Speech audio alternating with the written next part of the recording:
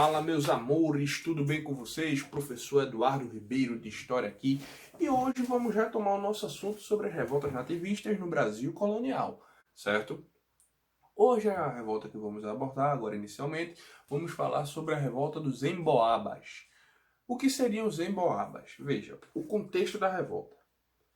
Lembram que nas nossas últimas aulas, certo? Nas nossas últimas aulas, dá uma retomada lá para lembrar sobre a descoberta do ouro nas regiões de São Paulo, né? Depois Minas, Goiás, essa região seria hoje, né? Sudeste e centro-oeste do país. Então a gente tem a descoberta do ouro nessa região, que foi feita por bandeirantes paulistas. E os bandeirantes paulistas, quando descobriram o ouro, disseram: opa, uhul, enriquecemos, meu parceiro, enriquecemos. E aí eles começaram a explorar o ouro. Explorar o ouro. Natural, né? Quem não? Quem nunca? Começaram a explorar o ouro, enriquecer com ele, e ganhar muito dinheiro com ele, e vender, e comprar, e fazer, e acontecer. Só que daqui a pouco os emboabas, que o que seriam emboabas seria uma espécie, um termo pejorativo para pessoas que eram de fora, estrangeiros, né? Estrangeiros não só no sentido de nação, mas forasteiros também no sentido de que você pertencia a outra província da colônia. Esses emboabas, eles começaram a chegar na região para explorar ouro também, e daqui a pouco a gente tem uma disputa, né? Para ver quem extrai mais ouro. Bandeirantes paulistas ou os emboabas. Aí o que acontece quando dois grupos têm olho grande em uma determinada coisa, os dois são gananciosos e os dois querem lucrar cada vez mais? Adivinhem, guerra. Pois é o que acontece. Os emboabas, eles se sobrepõem aos paulistas, eles confiscam territórios, certo? E eles expulsam os paulistas. Há vários conflitos o tempo todo acontecendo entre paulistas e emboabas, a partir de 1707, mas os emboabas eles conseguem expulsar os paulistas da região e passam a ser os administradores desse lugar.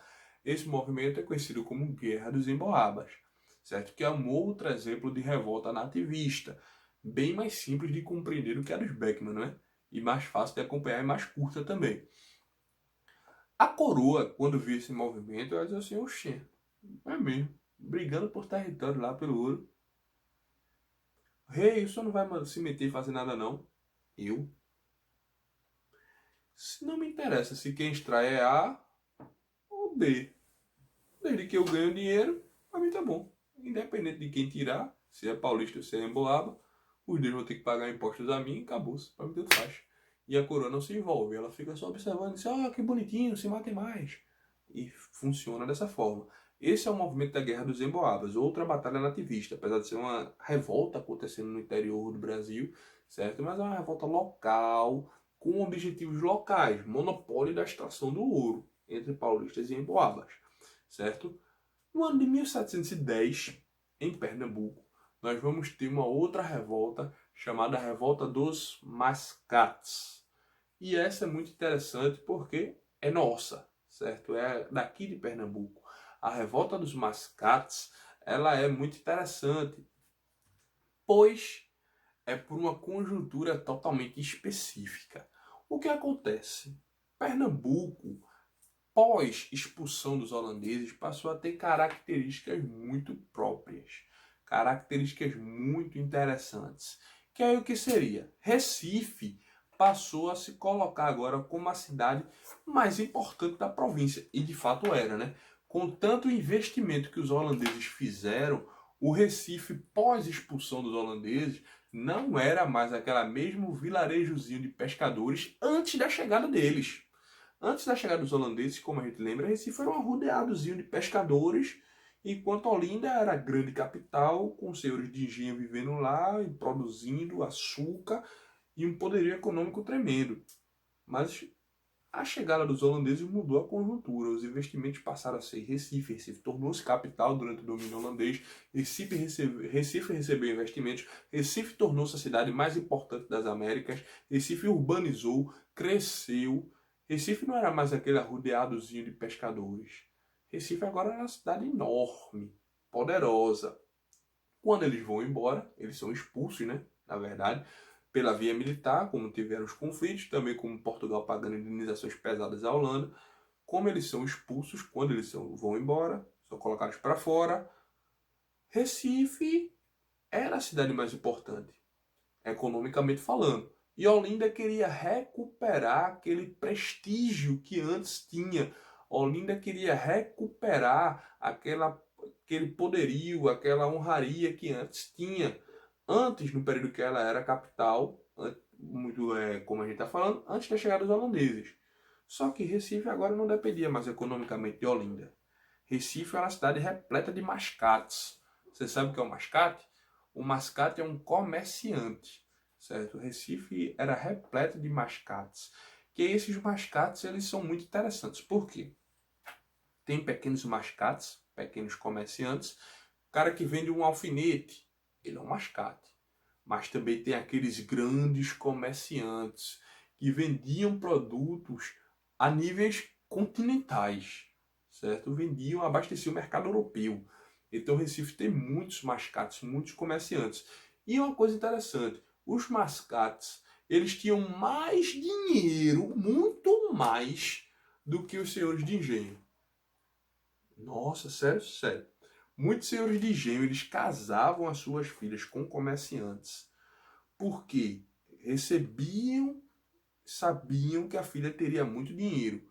O prestígio social era ligado à terra. Então, se você tem um engenho, você tem um prestígio social grande.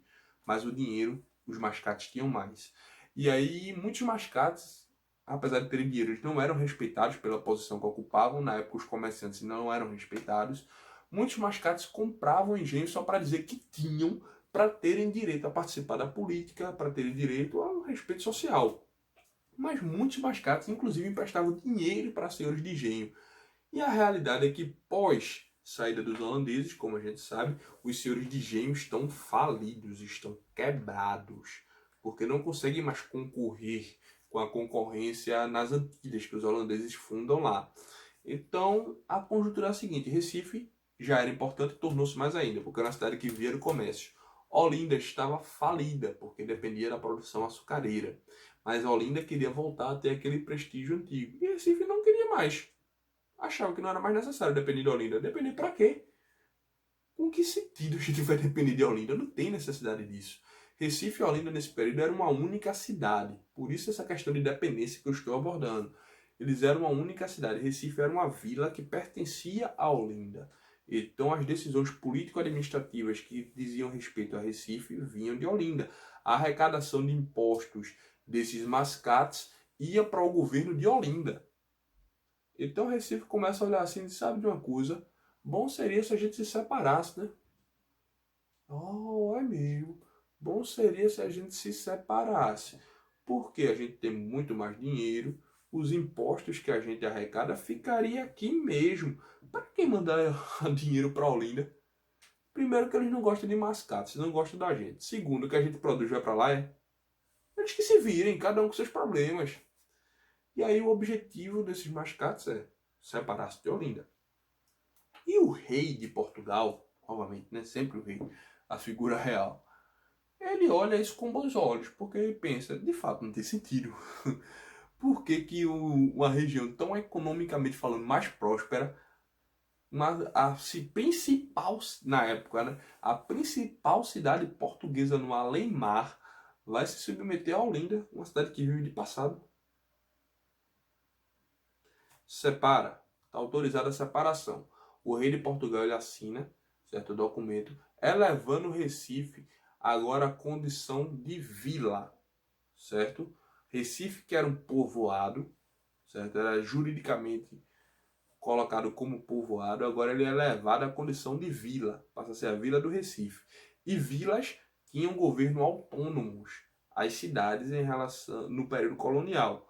Uma cidade, claro, tinha determinados privilégios, não era toda a região que era considerada cidade, certo? Durante o Brasil colonial. O título de cidadão, quem mora na cidade, tinha uma importância muito grande, mas as vilas têm autonomia político-administrativa. E Recife, quando é levado à condição de vila, passa a ser uma região independente de Olinda. aí passa a ter uma casa-câmara própria, ou seja, não existia prefeito nesse período, né? Então as decisões eram feitas na casa-câmara, era um prédio que embaixo funcionava a cadeia, e em cima, o que hoje seria mais ou menos a ideia de vereadores, eles ficavam legislando quais seriam as pautas políticas para aquela região. O presidente da Câmara é que ele tomava a decisão final sobre as coisas, certo? Então, Recife é elevado a essa condição de vila. E os senhores de Engenho de Olinda não admitem isso, não aceitam isso em hipótese alguma.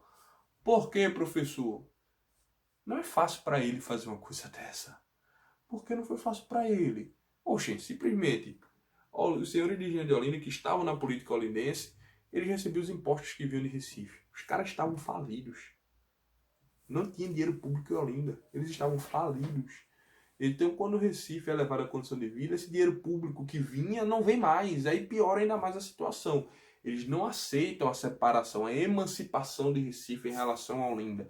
Aí a gente vai ter o início do movimento chamado a Guerra dos Mascates, que os senhores de engenho de Olinda eles vão organizar umas tropas, certo, armadas, e vão invadir o Recife. Eles vão invadir, vão fazer guerra contra esses mascates que agora passavam a governar a política recifense.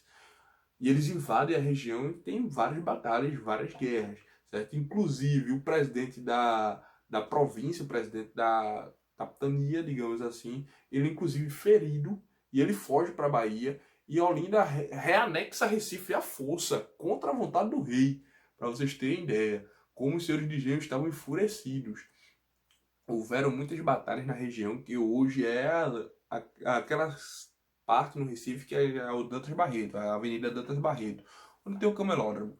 Por isso que o nome daquele camelódromo recebe o nome de Calçadão dos Mascates, certo? Porque é naquela batalha onde houve a Guerra dos Mascates. Além daquela ali ser uma região tipicamente comercial, né? Tipicamente mascate. Então houveram várias batalhas, e o capitão responsável por a província de Pernambuco, a capitania de Pernambuco, ele foge, porque até ele, sobra até para ele é ferido. Mas aí ele passa o fax pro rei, né? Rei, pelo amor de Deus, a cartinha. Olha o que aconteceu, isso, os senhores de Engenho de Olinda invadiram, fizeram, aconteceram. Ele passa a mensagem pro rei. Aí o rei, quando ele diz assim, ó, o quê? Aí faz a mesma coisa que fez lá na revolta dos Beckman. Ele junta tropas, envia aqui para Pernambuco. Essas tropas que chegam aqui em Pernambuco, eles procuram saber quem foi o líder do movimento e prendem os líderes do movimento, os senhores de engenho. Os caras tiveram uma ousadia tão grande que esses senhores de engenho que invadiram Recife, eles queimaram até a ordem régia, a ordem do rei, que promovia essa emancipação. O rei ele acusa todos de crime de lesa majestade, ou seja, crime de traição. E eles teriam condenados, certo, se fosse levado a instâncias máximas, inclusive a pena de morte, como foi o caso dos Beckman. Só que o rei ele dá uma aliviada e ele faz só o seguinte, confisca todos os bens desses senhores de engenho e deixa os caras presos. E Recife ele torna-se de fato uma região emancipada. Essa é a Guerra dos Mascates, a guerra entre os senhores de engenho de Olinda contra os mascates, os comerciantes recifenses. Professor, e esse pessoal ficou preso para sempre? Não. 2, 3 anos depois, o rei volta atrás, manda soltar esses antigos senhores de engenho de Olinda e devolve os bens a eles, as propriedades a ele, porque ele temia que a crise da produção açucareira entrasse num colapso ainda mais profundo do que já estava. E de fato, estava entrando, né? Então, assim, por mais que o açúcar não desse mais tanto dinheiro, mas ainda rendia alguma coisa, o rei ganhava em cima de impostos. Então ele devolve as propriedades desses seus de engenho. Mas esses não tentam mais nenhum outro movimento porque eles ficam com medo, né? Depois de tudo aquilo que passaram. Então essa é a Guerra dos Mascates, que envolve Recife e Olinda. A última guerra nativista que nós vamos falar nessa aula de hoje é a revolta de Vila Rica, certo? Que aí é a outra revolta também muito simples, que é por conta da extração do ouro, certo? Lá agora deslocando-se de novo, né? Estávamos em Minas, viemos para Recife, e de Recife vamos voltar para Minas. A revolta de Vila Rica é o seguinte, quando o rei, volta lá nas aulas anteriores, que tem uma parte que eu estou falando sobre isso, sobre o período aurífero, que o rei ele simplesmente ele olha assim e diz, opa, vamos lá. A partir de hoje a circulação de ouro em pó, em pepita está proibida. Ouro só em barra. para poder me pagar o imposto do quinto, certo? Que são os 20%, além de tudo para não ter desvios. Lembram-se disso, né? Pois bem, a revolta de Vila Rica é por conta disso, essa ordem real, que eu já falei para vocês no outro vídeo. Aí as pessoas simplesmente não aceitam isso, porque, claro, né, além de pagar impostos, ia diminuir a corrupção, né? Então a revolta é generalizada, mas acaba com a própria monarquia sufocando o movimento de novo. Mas como eu disse a vocês, essas revoltas nativistas não são contra o rei no sentido de emancipação, mas em relação a práticas que eles queriam resolver por aqui mesmo. Tá certo? Apesar das revoltas nativistas não terem esse viés de independência, mas são elas que vão antecipar as coisas, fazer um ensaio para as revoltas separatistas e depois, propriamente dito, para a própria independência. Tá certo, pessoal? Espero que vocês tenham entendido. Qualquer eventual dúvida, me pergunte e deixa aqui nos comentários que eu vou ter um prazer em responder, tá certo? Para vocês, um beijo, um abraço e tchau, tchau.